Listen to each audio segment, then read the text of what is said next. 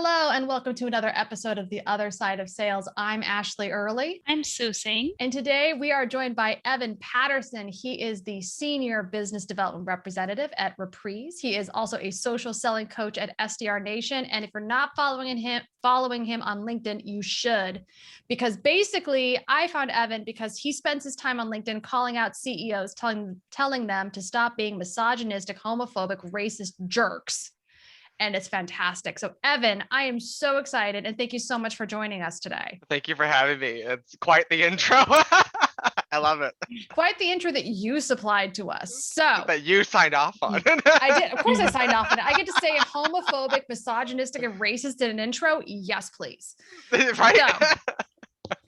So why don't we start off, for those who don't know you, just share a little bit about your kind of sales background, what your sales journey has been like.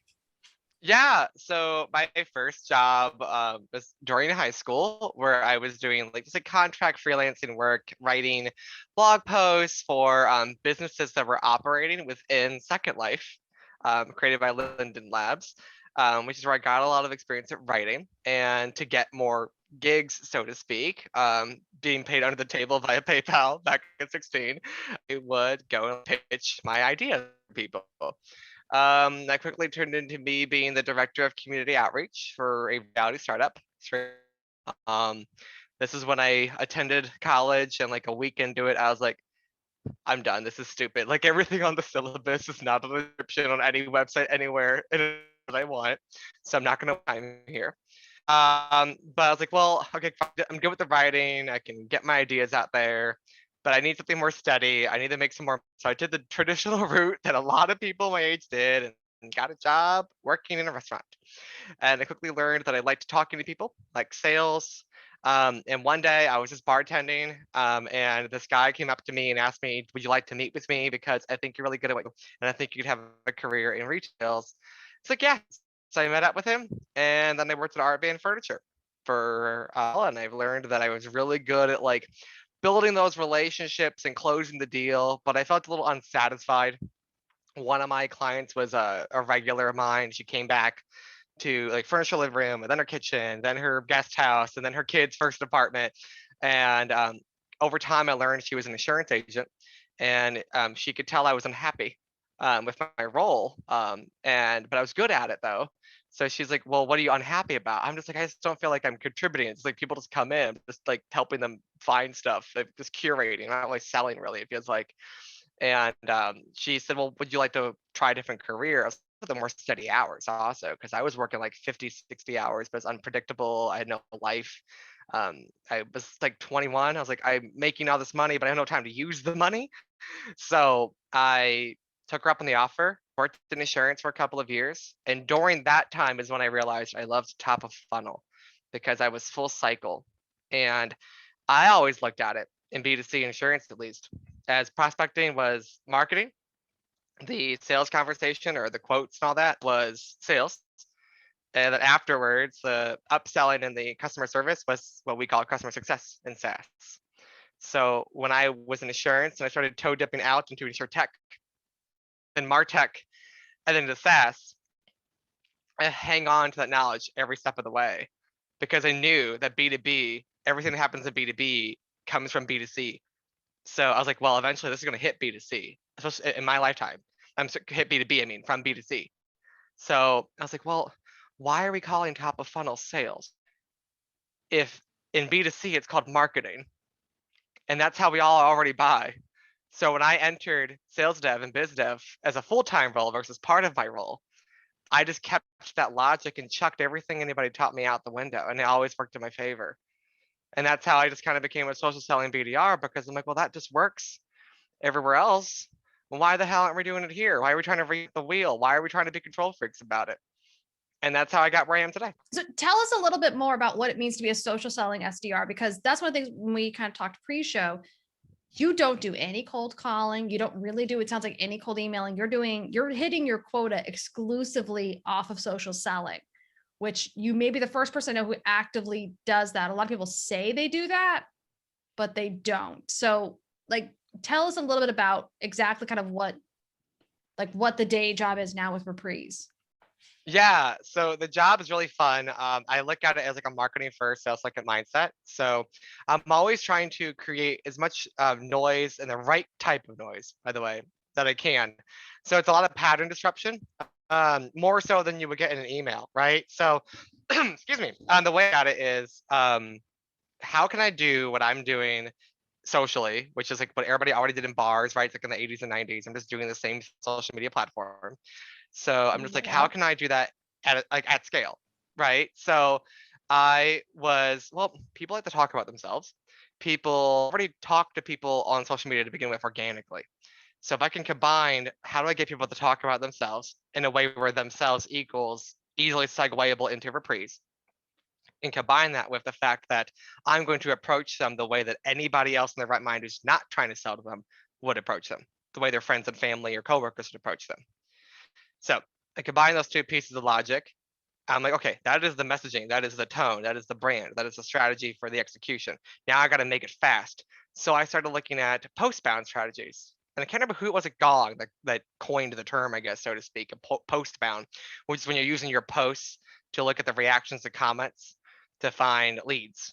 I was like, well, I don't like that because I'm also not the CEO. This usually works when you're like a director and up. It's like, I'm not going to be good at that because that'll be being the imposter here. I am an awful liar. So I'm going to do like a second version of this where I'm going to go find the thought leaders and the people that my ICP loves and admires and follows and will not stop talking to or following. And I want to look at the comments and the reactions of those posts. I want to make sure that these posts are along the lines of the problems that Reprise solves, either directly or easily segueable from indirectly. I'm going to go through these posts where they have 200 likes, 300 likes, and realize, oh, 40 to 50 of them are my ICP. I can create a campaign with messaging inspired by this post and send it to all 40, 50 people saying, hey, you clearly liked this post. You clearly care about whatever the heck is in that post. I talk to people who care about that same thing. I want to know more about why you liked that post. They tell me. And they go, that's awesome. We're actually working on something to help make that easier for people with insert job title here. Would you like to learn more? Yeah, sure. That makes total sense. Let's do it. Done. That's the process. Do you think that works for you because you are with Reprise, or do you think that would work with, a lot of people have this thing, like I myself do. I'm not really good at social selling, and I don't feel comfortable about it. And You're I feel not good at it. You're learning, as we all are. Evan's the master of this. You and I are learning. We're not good. We're just learning. I will not let you talk down about yourself. Right. But my question is it because you are with Reprise, or is it could be with, hey, I could be selling God knows what? Yeah, I think it could be God knows what. It's like the where you're doing it though matters. Go where your prospects are, right? Like if it's not on LinkedIn, don't do it there. And also like don't do it the opposite direction. Everybody's like, I got this certain prospect, so I have to start with the prospect and then go look at the stuff they're commenting on and engaging on. That's too slow. You're just gonna burn yourself out. Do it backwards. Find the post. The post will tell you what the prospects are. So I go that direction.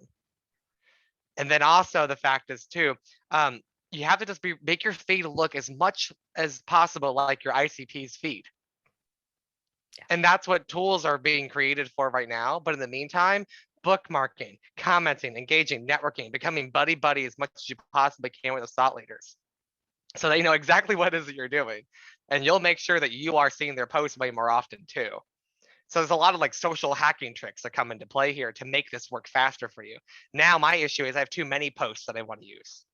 So I think anybody can make this happen for them, but you have to get strategic and understand the algorithm of the feed on the platform you're using this with, so you can spoon feed yourself these posts to launch yourself with, and so you can understand how your persona works and why they care about the things that they care about.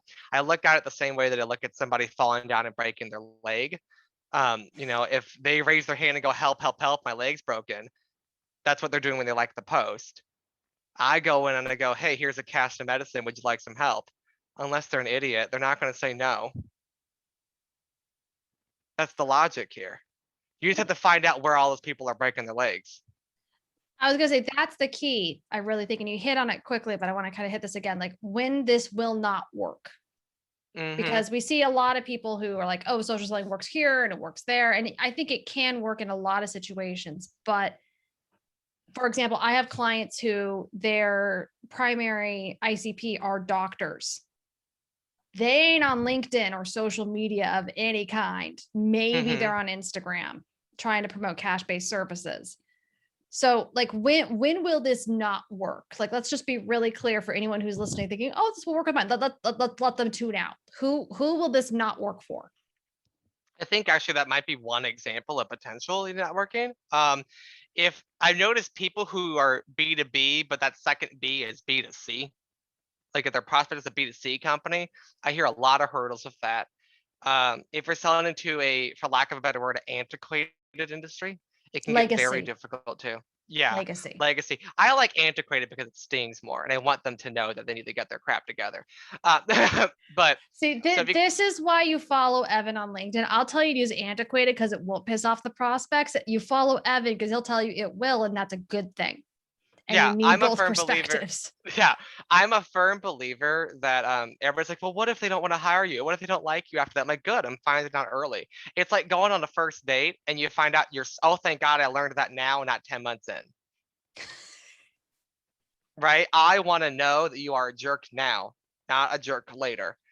So let me set you up to test you and see if you're a jerk now or you're a jerk later. I'm loving That's the why I number don't of care. dating analogies I'm seeing with SDR work. It's, as someone who met her husband at 19, I am so grateful I never had to date. Really. But I do have to say though, a lot of people that are good at sales dev and biz dev are also really good daters. I have noticed that. I live vicariously through many of them. And again, come back to, I'm very grateful for my husband. So, okay. So we know when it won't work. Yes. It sounds like it's when your ICP is not on a social platform. Yeah. But just kind of in our conversation in advance, it also comes down to you as a social seller as well. Yes. So like, if you had to, I'm going to put you on the spot. Like if you had to pick one defining like skill or characteristic to be successful, if you want to hit your number using only social selling, what is it? I hate admitting this. Your personality. You have to have a big personality. I've never met a successful social seller who doesn't have a big personality. It's awful truth. Well, But explain that a little bit. Define big personality. What is big personality? If you can you go to a party and make friends with everybody there? Do you naturally want to?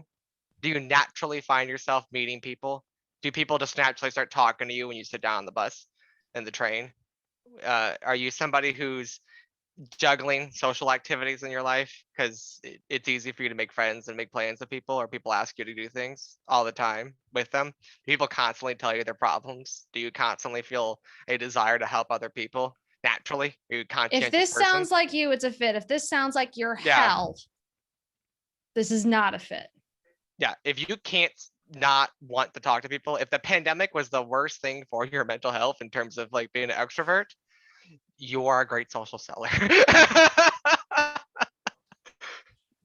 Yeah, and something else I'm really curious about too is like because I'm fascinated by the idea, because you may be the first person I've met, full disclosure, after 10 plus years in the industry, after working with hundreds of SDRs, I do not know anyone who has hit their quota sustainably, exclusively off of social selling. I tell everyone it's got to be a piece of the pie, but you still have to cold call, you still have to email.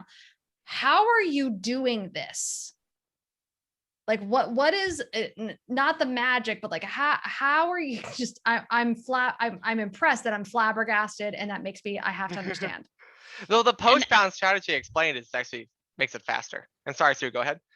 No, I was just going to add, why are you doing it? Like, how did you fall into this? Like, I'm just thinking like, if calls work and emails work, why would you think about, was it just the need to, be different? When I first started in sales, like professional, like filling my own pipeline kind of sales after retail, my first day, no joke, I'm not exaggerating at all. Here is your phone book or your list of phone numbers. Here's a bottle of vodka. Here's a red Solo cup with ice in the back. Here's some tissues. You got a cell phone, good. Have fun. I made it work though. What year But was this? it's like 5 years ago, 2016. But keep in mind, I did it and I got it to work. But at the end of a few weeks, I was like, this is slow.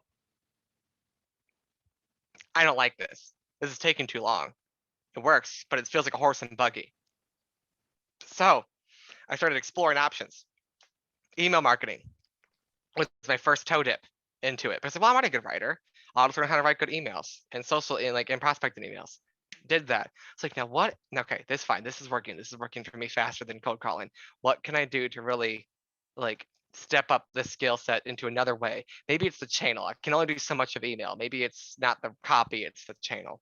So I was like, well, what are other people doing? I was like, well, I could ads like crazy for insurance agents on LinkedIn, and on Facebook, I mean, at this time. So I was selling B2B, like renters, home insurance, BC, auto insurance, stuff like that. So I was like, well, what if I just start creating like a fan base, I guess, of people that just like, when they thought of Evan Patterson, they thought of insurance. What could I do? So I started attending to networking events. I started sponsoring local things on my own money. I started like going to charities. I started doing events locally. I started going on Facebook. I started my own referral program, even though I was just the employee of just like a mom and pop shop under the State Farm franchise. Like I created my own referral program with my own money of like, even if the person didn't buy from me, I would send you a gift card just for them doing a quote. Even if you, and if you did buy from me, I would double that every time you sent me somebody, for you and anybody in your household. So it wasn't just for the person who bought. I created my own funneling of leads. So by the time I was done in insurance, I wasn't calling anybody. But that was socially though. I had to socially sell myself. I had to socially create a presence in a network. I used that kind of marketing strategy. I had my own Facebook page, I had my own promos, I had my own ads that were up in addition to the company I was working for. Once I separated myself from my company a little bit and just used who I was as the reason to talk to me, it worked. So when I came into B2B, I was just like, well, why am I not just doing the fucking same thing? So I did, and it works. So that's the why, because I was just like, well, okay, great, fine. Cold calling works. It ain't dead. I'm gonna try to kill it though. Don't get me wrong. But if I have the pick between the horse and buggy, right, and a hyperloop, I'm gonna pick the hyperloop. So how do you keep all of this organized? Because you're describing a bunch of different functions and a bunch of methodologies that are not classic, as it were, functions. Typical, I guess. They're not typical. They're atypical. How do you keep it all straight? Lots of crying. Lots of spreadsheets, honestly, though, because no one's created a social selling like sales engagement platform, or an SEP. So, and if you're listening, you're want to start a startup, please create one. But like it's a lot of time management skills. The people that I know that are good at social selling are also like have an entrepreneurial mindset. They kind of own everything about what they do naturally. They're very conscientious. So those things alone help because you're passionate about it. So therefore you'll naturally want to come up with your own way to organize and sort things. So it's a lot of sending reminders in Slack, a booking time on your calendar to block time out, color coding, sticky notes galore. I have an obnoxious amount of sticky notes on my desk. It's almost offensive. And I just have a lot of Google Sheets, a lot of Google Docs, a lot of reminders sent to my own emails. It's a lot of crazy chaoticness. I just look like somebody running a startup from day one on my own within a startup. So if you're somebody who's naturally not inclined to do these things, you're going to have a lot of hurdles because currently there is no tech stack to make this better. And if there is a tool out there to make this better, please hit me up. I'm open to the pitch, but there's not a whole lot out there yet. You and I were talking before we went on the air, give it a couple years. I think there'll be a ton of tech stack for this, but I'm free using tools that influence marketers use, like on YouTube and Instagram a lot. For the context of B2B, like Linktree, I use Linktree. That was made for B2C influencers. I'm making it work for me. I have access to my company's Google Analytics. What BDR does that? I am, but I have to. I can use tools like Hootsuite or Buffer, or you show me one called Later today. I might go check them out. I haven't signed up to anybody yet, so if you want to pitch me, let me know. And then I also like a lot of spreadsheets. Google Sheets is my favorite. Google Docs is my favorite. Google Calendar is my favorite. Using Shield to get my personal LinkedIn analytics there. I love Lavender, even though they don't integrate with social. I can copy and paste what I would put onto social into an email to use on Lavender, and I can pick it up and drop it back into social. But it's a lot of just using tools in ways they were not intended to be used in the meantime. Ask me in a year, I'll probably have a better answer. Right. You know, the one thing that has put me off from social selling is everyone saying that you got to do social selling, right? And I'm like, no, I don't want to do social selling, right? I don't like it. I don't want to do it. Do I need to do it? Like, period. Yeah, I mean, even if my customers are on social media, right? What would you say to those managers, CEOs, whoever, tell their reps that go do social selling? Hey, this is what you got to do. I'm hiring you. Go. I'm just going to push you into the pool and go swim. I would tell those reps to Right? stop living like it's the 1990s. There's more than one way to do a job, right? So if your niche and your skill set is driving revenue in the form of cold calling or emails or everything sans social selling, fantastic, great. But if if your coworker 1 seat over is also killing it and they're not doing cold calls or emails, but they're doing social selling, great, keep doing it, kill it. Like there's more than one way to get the same job done. So this logic of like, I get scalable. I get the whole reason why things need to be scalable. To a point though, there's a massive asterisk there that people forget. There's nothing wrong with having 16 BDRs doing 16 different things where at the end of the day, they're just doing biz dev. That's fine. At the end of the day, me, Luke, and Isaac at Reprise are all doing biz dev. That's true. But at the end of the day, me, Luke, and Isaac have had very different days. All valid, all equally great. We're just doing our jobs differently, and that's completely fine. So you don't have to do it. But if you can, you should. And if you want to, you should. Keyword, you have to want to as well. Social selling is something that we will read right through you if we can tell you don't want to do it. It's very obvious. Would you say if I want to do it and I can do it, do I still need to do it? If that's where you get the most money out of it, yeah, I would think your company should leverage the fact that you want to and can, and you yourself should too. But I think it's also not just by the company, right? It's also by the ICP that you have. And also like the nature of your product. There's a lot of moving factors to it. Also, the conversation about do you love your product or do you love the ICP you're selling into is going to matter way more in social selling, because you have to be authentic and genuine for this to work, right? It is at the end of the day a form of influencer marketing. So Well, you have to be authentic and genuine irrespective of how you're selling. yes, and but it's even more crucial. Not that like it's less crucial in other forms, but it's more obvious if you're putting on a show when you're doing it through social. It needs to come natural. Like I was actually just on a call before this with somebody, and she's like, "You eat, breathe, sleep, bleed, Reprise." I'm like, "Yeah, I need to in order to do good at this. I would not sign up to work at a company knowing social selling to be part of my job if I didn't know even before working there that I was going to eat, breathe, sleep, insert brand here. I have to naturally feel that like this company has become a part of my identity to a degree, in a healthy context, of course. But social sellers need to be borderline obsessed with what their company does. You have to have it's the natural stamina it takes. So don't force yourself. This is the hard stuff that a lot of people just don't want to hear. Like, but it's the truth. You have to really love it to the point where like your partners and friends are telling you to shut up. Like you have to love it.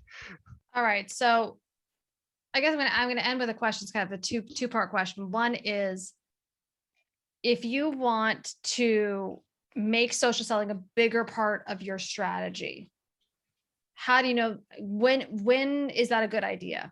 It depends if it's like new to your career, new to the company, right? So if it's new to your company, they should be encouraging the experimentation. But if the company already has like a process in place, which is the more common thing that I'm hearing lately, insert social as early as possible into your sales dev or biz dev cadences. Where that is usually the first touch is what I always prefer. Make sure you're prioritizing brand building. And you want to as well. You have to want to. All of this is with the want to, not just because it's revenue behind it. You have to genuinely find joy in it. And then I would integrate it with the current process and start tracking, like when meetings got booked, A/B tests, like more got booked when I included social than when I didn't include social. That's when you can find the confidence to go even further. That's how I did it. I didn't just like abandon the cold calls and emails. I toe dipped over. So now, like, okay, fine. I'm gonna have my new independent variable is going to be the hybrid of emails, calls, and social. And my new one that I'm testing is going to be just social only. And go, okay, now am I getting even more with this way? And if you are, great. Now you should lean more towards just social. But if you're not, great. Now you know you should be doing a hybrid. I don't think social only will work with every person. I also don't think social only will work for every company, but I do think it works with way more companies than there are that are using it currently. So if somebody's saying, I think I want to make social a bigger part of my prospecting, especially my prospecting strategy, because this is really prospecting, not really so much closing or negotiation. Where should they start? What's the one thing they should start with? Find the people that their ICP is obsessed with online. Find the brands, the names of people, the organizations that they love, and start creating conversations based off of posts that they're liking or commenting on that are about problems your company solves, either directly or indirectly, and start there. And insert that step as early as possible into the cadence. Like, make that your first step in the cadence before you even send an email. That's what I would recommend you do, and start testing the waters of that. That is the step number one. I love it. That's fabulous. Evan, this has been huge. And I want to mention too, because we didn't actually get to it today, but you're actually going to be posting a blog on othersideofsales.com here, hopefully pretty quick too, about a less directly business, but still a huge part of diversity, equity, inclusion, and belonging side of your experience. I just want to give you kind of a quick plug here to talk, just quickly explain a little bit about that, because we chose not to do that as an episode because we didn't want to get dragged down the rabbit hole, but we wanted to make sure we acknowledge this part of your life. Yeah, so DEI, diversity, equity, inclusion, also includes a lot of invisible diversities. One of them being polyamory. So, if I'm at work and my coworkers are just like, hey, what'd you do this past weekend? If I ask them that, and they go, well, me and my spouse did insert activity here this weekend.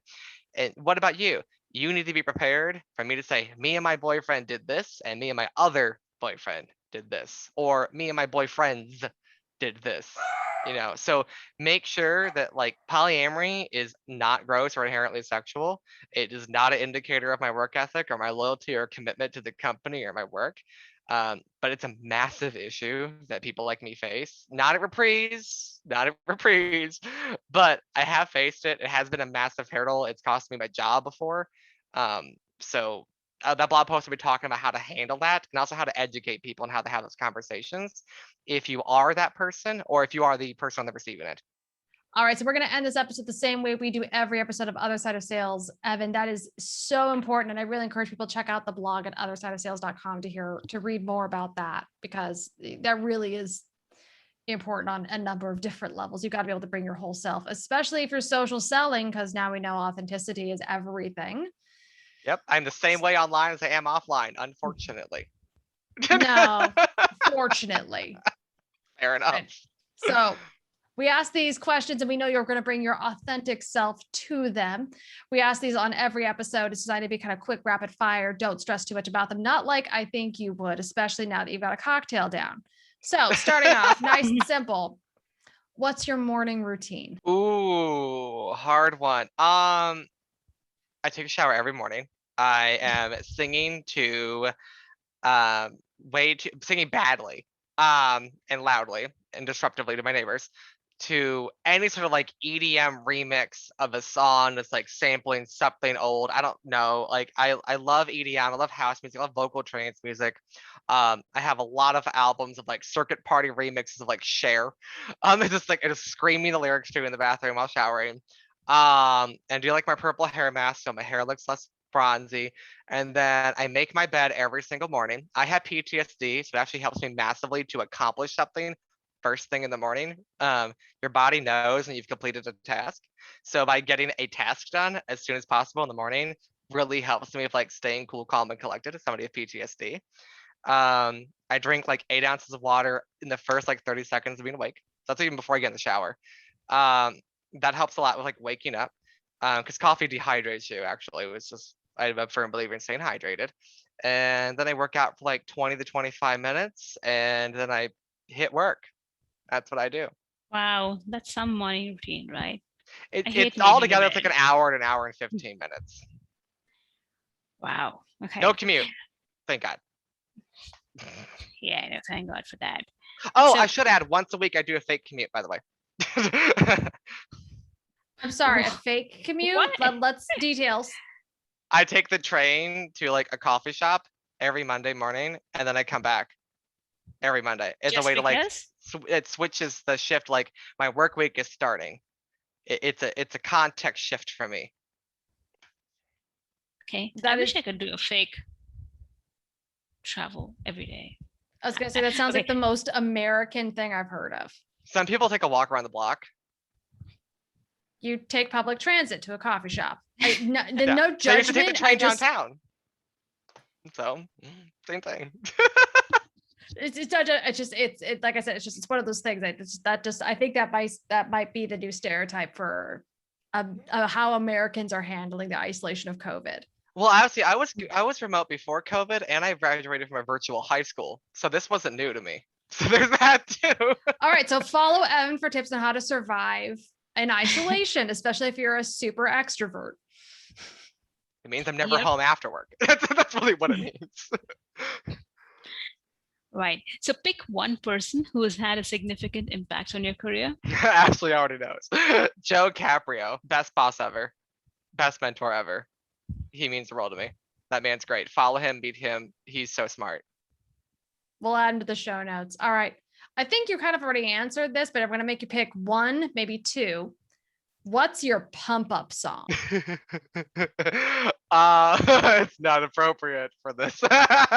There's nothing that's not appropriate. We speak the truth. I can never pronounce her name. I'm so sorry. But if you just Google it, you'll know immediately. It's called Rich Bitch Juice. It's a hyper pop EDM song. It's so bad. It's so good. I love it.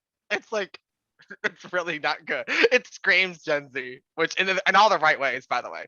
I love this song so much. It's so tacky and in your face. It's so on brand for who I am. I love it. Coming soon to the Other Side of Sales playlist on Spotify. Link in the show notes. I'm so sorry, everyone. What's the one thing you wished you'd learned earlier? Don't use yourself as a ruler or a benchmark of how things should be working. You're going to just frustrate yourself, and you're actually also going to close off yourself from a lot of learning opportunities that will benefit you and everybody else around you. Kind of just put aside what you think is the standard, especially when you're talking to new people, when it comes to how you function day to day in your work or in your life. Oh, and I guess add on to that too. Learn how to take constructive criticism. I used to be the person that would get very easily offended over any bit of advice. Now I can't possibly get enough, and I love it. But it took a lot of practice. Not alone in that. All right. What's your favorite sales or business book? Ooh. So I'm a hypocrite. I own a lot. I've never finished one. Well, so then what was the last one you bought, or what's the one you made it the farthest into? So I almost finished the sales development playbook by Trish Bertuzzi. Bertuzzi. It's right there. Yeah. But Megan Suckling from Shutterstock just told me about this book called The Sales Acceleration Formula by Mark Robarge. Robarge, yes. So I haven't tried it yet, but I'm very excited to forget to read it. So That was $15. I'm probably not going to actually use, but I made the purchase. No offense, Mark. I would say just for that, Evan, I'm going to buy a copy and reread it, and I'm going to be pinging you, and we're going to hold each other accountable. And we're going to read that thing together. I am so excited to disappoint you. You say this, but you won't. No, I will. Like, do I sound like somebody who's lacking conviction? That's part of the problem. That's why I keep saying I'm sorry.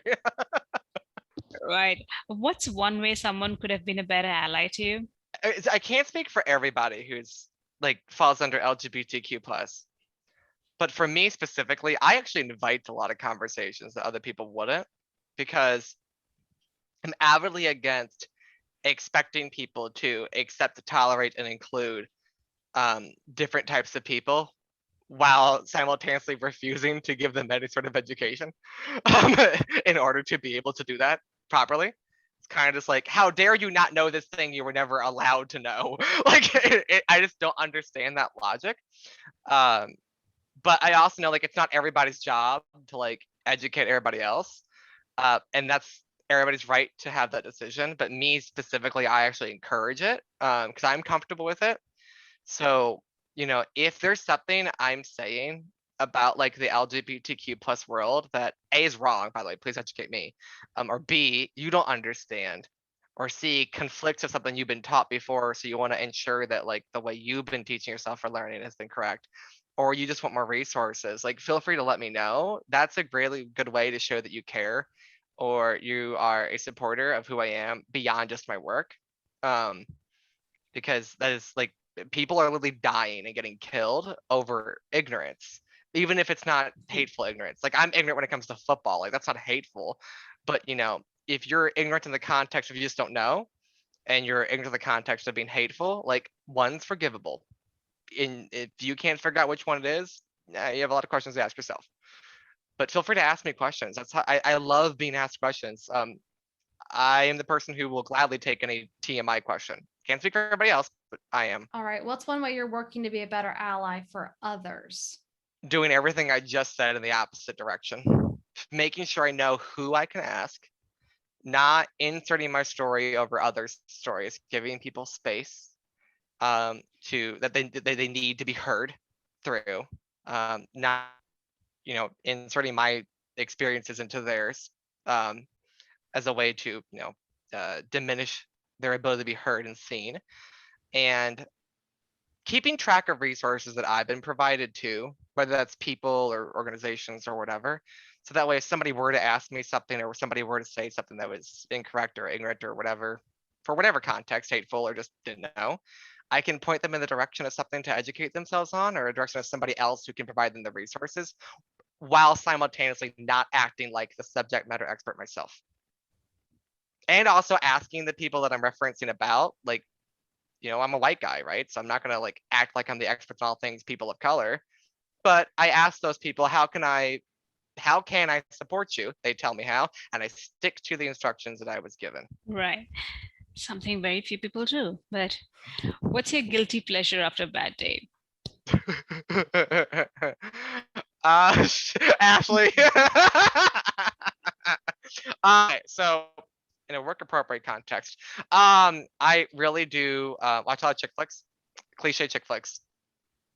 Give me Such as Mean Girls, Pitch Perfect, Legally Blonde, um, Bring It On, that whole franchise. I love trash TV. It's like The Circle. I don't know if it's a guilty pleasure or not, but I love RuPaul's Drag Race. Anything RuPaul's Drag Race. So as a fellow Drag Race fan, who's like top one, top two? Trixie and Katya. You can keep flipping it back and forth too. Depends on the day of the week. I love a comedy queen. Yeah. Bianca Del Rio's like third for me. Love her. I love insult comedy. I love British comedy. I watch a lot of British TV. I watch way more British television than American British television, actually. Absolutely Fabulous and Taskmaster, Vicar of Dibley, all those shows, faves. Love it. Can't stop it. So for those who are watching, Evan just described my exact TV viewing patterns.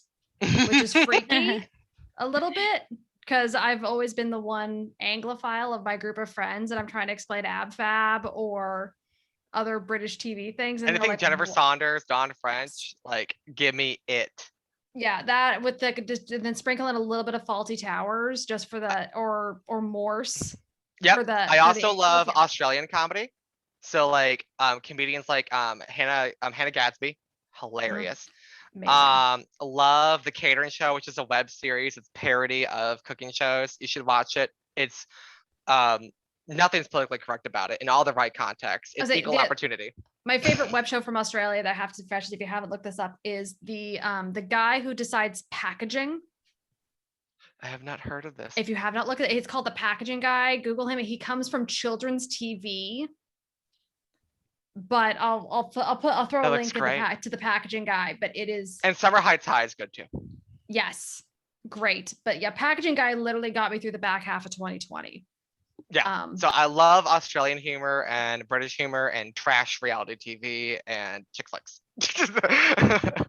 I'm literally all that, but just sprinkle in a little bit of Strictly Come Dancing and not Dancing with the Stars strictly because it's better. And that's basically my TV viewing. All right. So now we've gotten all of Evan's guilty pleasures with a little bit of Ashleigh thrown in. Evan, thank you so much for joining. This has been absolutely delightful.